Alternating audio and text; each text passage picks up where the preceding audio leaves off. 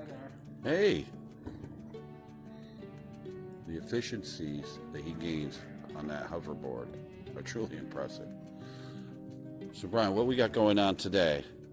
Alright, so these are 2 cylinders out of a 100-ton AccuCut shear that'll shear a sheet of 3/8 mile steel up to 12 feet long.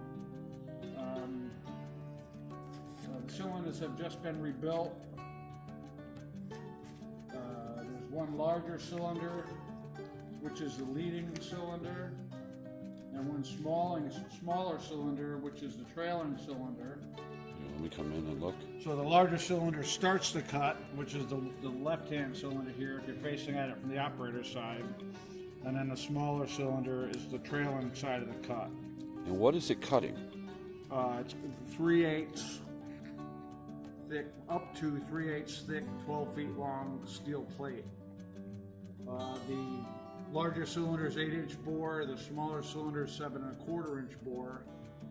They only move about 3 inches each. The reason one cylinder is larger is the leading cylinder that starts and does most of the work on the cutting, and the trailing cylinder has less work to do. So they size those appropriately. So it doesn't have to go long, it has to though present a tremendous amount of pressure. Amount of force, yes. Force. Yes. Okay. 100 ton of force. The seals that came out of them, this job also, whoops, seals are falling apart here.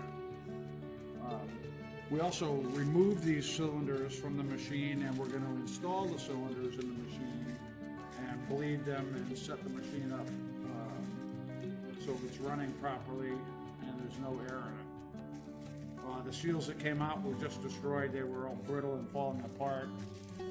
I'll pull them out here, pull out some pieces. They were just brittle and falling apart. These are supposed to be round.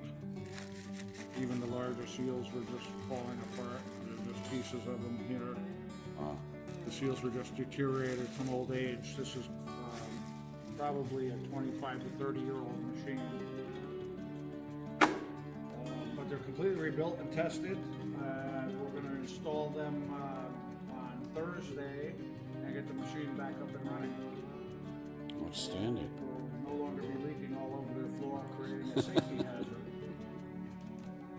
All right, excellent.